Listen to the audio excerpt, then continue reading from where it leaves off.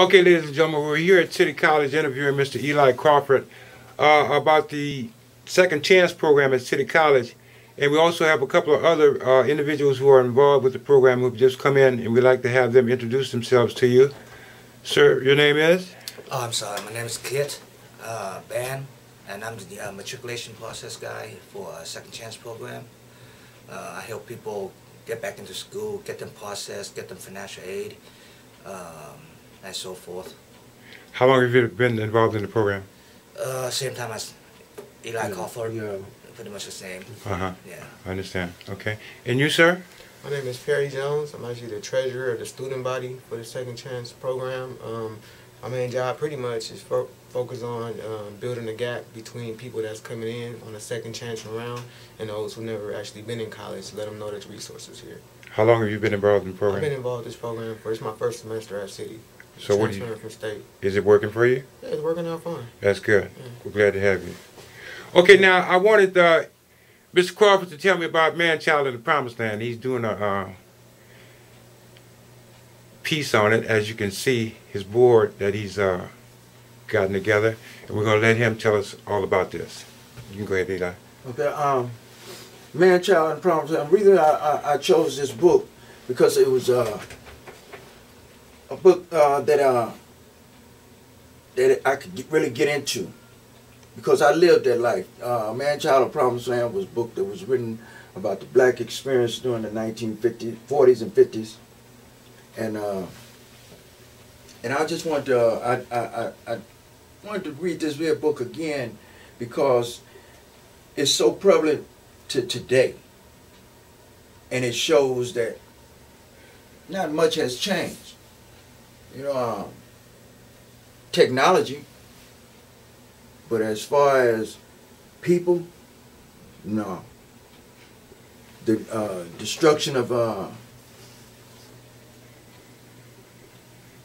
black experience is continuing on.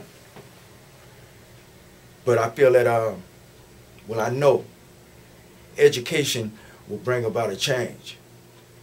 You know, and in doing what we do here at Second Chance, it flows right into what is happening with Man Child in the Promised Land. Mm-hmm. You know, and when I said that people can change, when I expressed about my 40 years in prison, I made a step toward changing. And I didn't have the assistance and help. You asked me before, how was I able to adjust? Well, I adjusted through young people like Perry Jones, Will Roy, Will Roy is our secretary for the Last Chance to Succeed program, and Perry Jones is our treasurer as well over that program. We, like I said before, concerning Second Chance and Last Chance, we have focus groups dealing with youth, dealing with community problems, dealing with human problems. Because like I said, this is not a racial situation that's going on. This is a human problem that we have, and it's something that needs to be dealt with in a human fashion for all people. Kit, let me ask you a question. Because of the pending federal budget crisis, is that going to affect you guys' program?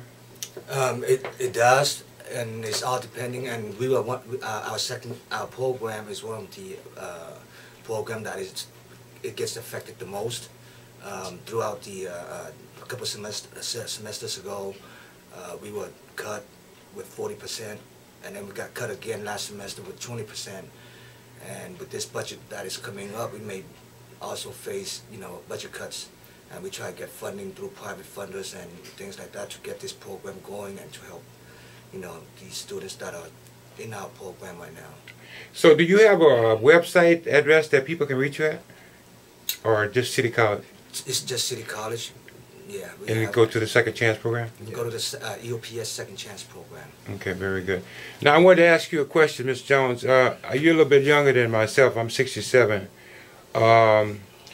What do you think? What is your advice to younger people, your peers? For my younger people, I mean, with the story that he gave and looking at this map right here, the message that I would give is never too late to change. You know what I mean? And being here in the Second Chance program and having the opportunity to meet Eli and meet Kip, it let me know that, you know what I mean, if my elders is here and they're able to come from where they came from, and, you know, I know that's been a lot. I mean, where you came from, it's been a lot. You know what I mean? That's motivation for me to let me know that I still got a promise in here in this land right here. If y'all still here, y'all still smiling, you know, that's my motivation. And I mean, and like how they say, the more you know, the more you owe. You know what I mean? So therefore, I'm sharing that and handing that down to my generation, trying to take ownership for some of the, you know, take responsibility for some of the destruction I may have had in my community. You know what I mean? And I've been incarcerated myself. I had a experience with incarceration, but that was my key. You know what I mean? It really set my mind free, though. You know what I mean? So this is my institution right here. This is my new institution, and I'm trying to keep it in that light. You know what I mean? And for people who have been, you know, unfortunately incarcerated, I'm trying to put it in the concept that this is a different institution on the educational front, and that, you know, it's a comfort zone here. We got a neutral area right here. You know what I mean? Whether, you know what I mean, black, white, whatever your walk of your life is, your age. You know what I mean? We trying to, as E said, we trying to establish some cultural competency here. You know what I mean? At least on this front right here. So I like the sign that I saw in your front office. It said that this is a hate-free zone. I can identify with that. I certainly appreciate the interview. I appreciate what you just said, and I hope that you stick around and help these folks out, because right now, with the population decreasing at a rapid rate, we need all the help that we can get, and it's going to take young people like yourself to get that, keep that going. definitely. Thank you very much for your help. Kid, I'd like to thank you also for your input, and we'll be back to see you guys to see how you're coming along with your program. Okay. Thank you very much. Eli, my man, I know I'm going to see you. Yeah. You take care of yourself, and thanks for having us out. We really appreciate it. All right. Thank you, too. Thank you.